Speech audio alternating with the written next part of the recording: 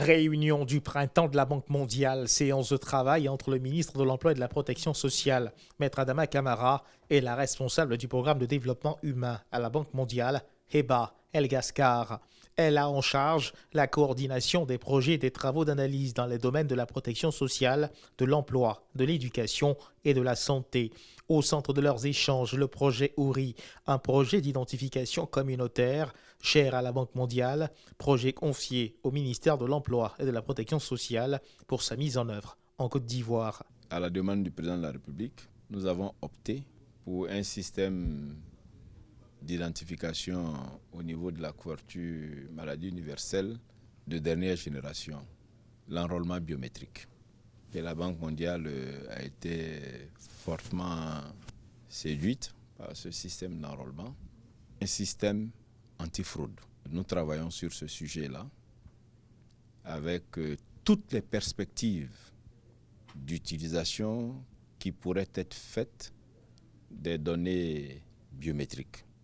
Adama Camara, le ministre de l'Emploi et de la Protection sociale, a ensuite eu une séance de travail muée en partage d'expérience avec le chef économiste de la santé pour l'Europe, l'Asie centrale, autour d'une question majeure: comment étendre l'assurance maladie aux travailleurs du secteur informel. Les objectifs que nous poursuivions, faire des cotisations sociales la première source de financement de la santé. Nous sommes venus nous imprégner des connaissances de la Banque mondiale qui déjà à Abidjan nous appuie sur comment faire pour que notre économie, qui est dominée par le secteur informel, assez productif, nous puissions prélever à la source des cotisations sociales aussi bien pour l'assurance maladie que pour l'assurance vieillesse.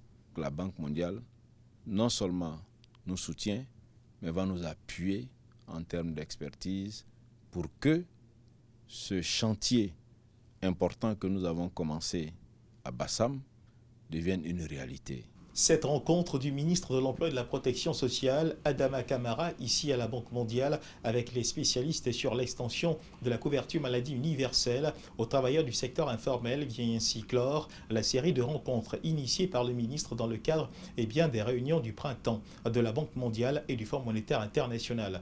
Bien entendu, d'autres activités du ministre de l'Emploi et de la Protection sociale, Adama Camara, sont prévues. Il s'agira pour lui de rencontrer les personnels de la mission en permanente, ceux de l'ambassade, afin de les sensibiliser sur la complémentaire. L'activité aura également lieu du côté de New York et dans l'après-midi, le ministre Adama Camara rencontrera les communautés ivoiriennes afin de les sensibiliser sur le régime social du travailleur indépendant.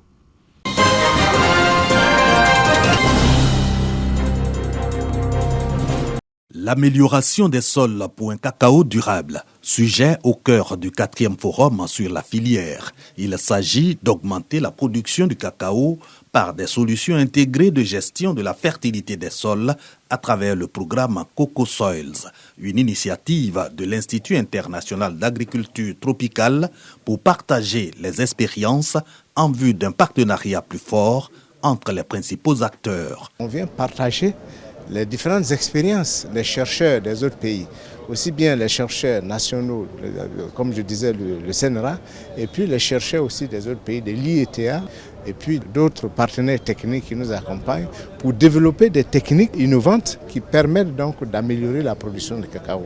Aujourd'hui, nous promulguons la fertilisation organique pour une gestion durable de la fertilité du sol.